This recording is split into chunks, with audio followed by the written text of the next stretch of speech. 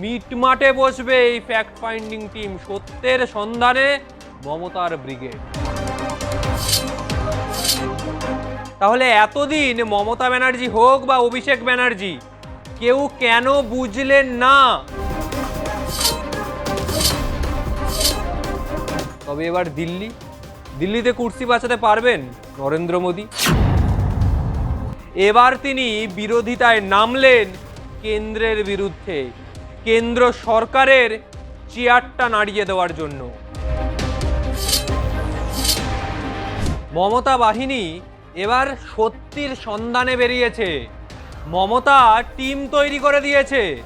বিভিন্ন জায়গায় ভোট পরবর্তী হিংসায় সাধারণ মানুষ, যারা তৃণমূলের সাপোর্টার, যারা তৃণমূলের কর্মী, যারা ঘাসফুল দলের আসল ঘাসফুল, তারা আজ ঘর ছাড়া, তারা আজ ঘরে ফিরতে পারছে না।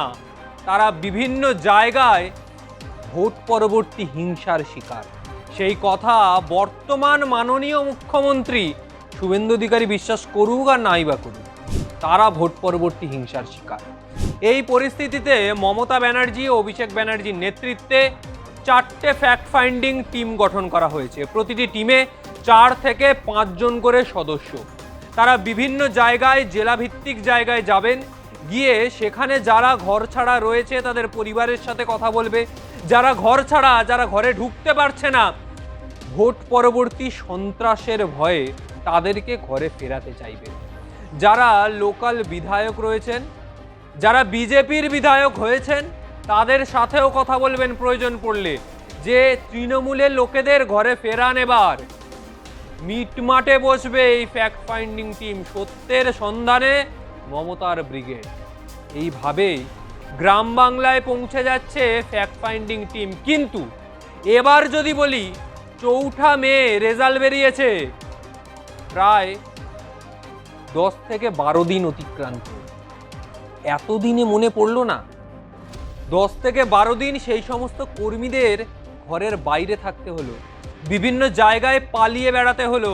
কেউ দীঘা, পুরী, দার্জিলিং ঘুরেই বেড়াচ্ছে, সেটা আলাদা কথা নেতাদের ক্ষেত্রে। কিন্তু কর্মীরা, তারা তো আর দীঘা পুরী যাচ্ছেন না হেরে যাওয়ার পরে, তারা ঘরে ফিরতে পারছে না।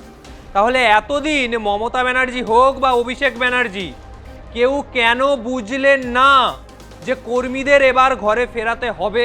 এই 12 দিন কেন বাড়িতে চুপচাপ বসে থাকলেন এবং কালীঘাটে মিটিং করে বেড়ালেন? এই 12 দিনের মধ্যে প্রথম দিনই যখন বুঝলেন যে মানুষ রায় দিয়ে দিয়েছে, মানুষ চাইছে ভারতীয় জনতা পার্টির সরকার ক্ষমতায় আসুক, শুভেন্দু অধিকারীর নেতৃত্বে ডবল ইঞ্জিন সরকার বাংলায় প্রতিষ্ঠিত হোক, দুর্নীতি, তোলাবাজি এসবের বিরুদ্ধে যখন বাংলার মানুষ ভোট বাক্সে উত্তর দিল কেন্দ্রীয় বাহিনীর মাধ্যমে, সেটা অবশ্যই, কিন্তু এই পরিস্থিতিতেও তখনই উচিত ছিল নিজের কর্মীদের যাতে ঘরে থাকে, বুথ লেভেলের সংগঠনকে আরও মজবুত করার জন্য।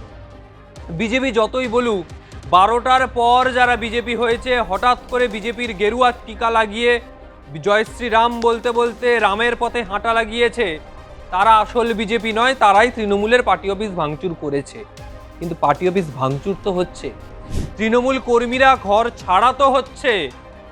এর দায়টা কার থাকবে? তৃণমূল হোক বা বিজেপি, আসল দায় কার? কে নেবে তার দায়ভার? কে ঘরে ফেরাবে তাদের? এতদিন, দিনের পর দিন তারা ঘরে ফিরতে পারছে না। মা বউয়েরা ঘরে বসে আছে, কখন ফিরবে ঘরে?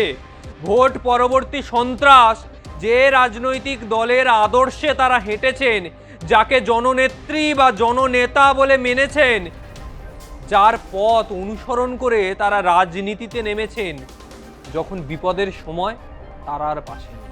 একটা কথা আছে প্রবাদে, রাজায় রাজায় যুদ্ধ হয়, উলুখাগড়ার প্রাণ যায়। অভিষেক ব্যানার্জি শান্তিনিকেতনে রয়েছেন, মমতা ব্যানার্জি কালীঘাটের বাড়িতে রয়েছেন, সুব্রত বক্সী নিজের বাড়িতে রয়েছেন, মদন মিত্র ভবানীপুর হোক বা কামারহাটি, দুটো বাড়িতেই রয়েছেন। বাড়িতে নেই কর্মীরা। কর্মীরা বাড়ি ঢুকতে পারছে না। যদি বাড়ি ঢুকলে তাদের ওপর আক্রমণ হয়। যে কর্মীরা এতদিন নেতাদের প্রোটেকশন দিয়েছে, আজ নেতারা কর্মীদের সেই নিরাপত্তা দিতে পারছে না। কিসের নেতা? কোন নেতার আদর্শে এতদিন রাজনীতি করেছিল কর্মীরা? কোন নেতার কথা ভেবে এতদিন তারা ভেবেছিল যে আমরা রক্তপাত করে আজকে রাজনীতি করব? সেই নেতারা কোথায়?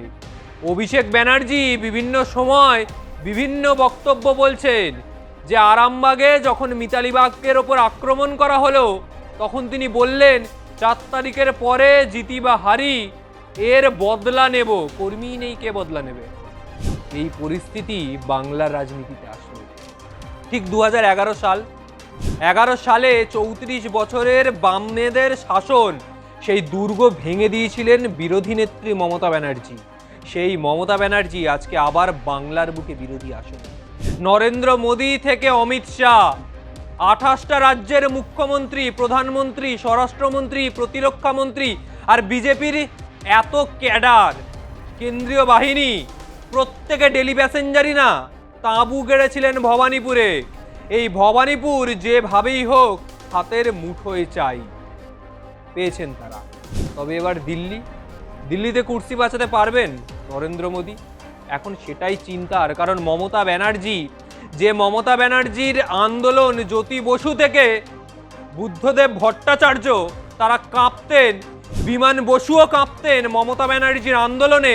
সিঙ্গুর নন্দীগ্রাম সেই আন্দোলন গোটা বাংলার মানুষ দেখে মমতা ব্যানার্জিকে মুখ্যমন্ত্রী নির্বাচন করেছিলেন। সেই নেত্রী আজকে বিরোধী নেত্রী, সেই মুখ্যমন্ত্রী আজকে বিরোধী নেত্রী। যে বিরোধিতা থেকে তার সরকার গঠন, সেই বিরোধিতায় আজকে আবার তিনি অবতীর্ণ হলেন। তবে এবার শুধু পশ্চিমবঙ্গের বিরোধী নেত্রী না, এবার তিনি বিরোধিতায় নামলেন কেন্দ্রের বিরুদ্ধে, কেন্দ্র সরকারের চেয়ারটা নাড়িয়ে দেওয়ার জন্য।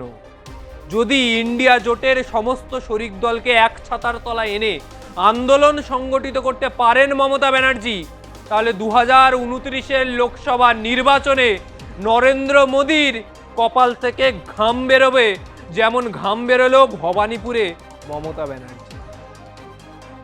বাংলার বদলা দিল্লিতে, সে কথা একেবারেই স্পষ্ট। ফলে বাংলার রাজনীতি প্রতি মুহূর্তে সমীকরণ বদলাতে থাকে। বাংলার রাজনীতির সমীকরণ প্রতি মুহূর্তে চোরা স্রোতের মতো বয়। বাইরে এক দেখছেন, ভিতরে মানুষ কি ভাবছে সেটা খুবই জটিল। ফলে আজকের মতো বিদায় নিই। আপনারাও কি ভাবলেন ভিডিওটা নিয়ে অবশ্যই কমেন্ট বক্সে জানান। ভিডিওটা ভালো লাগলে অবশ্যই নিজেদের মধ্যে শেয়ার করুন, আরও অন্যান্যদের পৌঁছে দিন, তাদের মন্তব্য জানাতে বলুন। আগামী সময় আর কোন কোন বিষয়ে আপনারা ভিডিও দেখতে চান অবশ্যই জানাবেন। নমস্কার।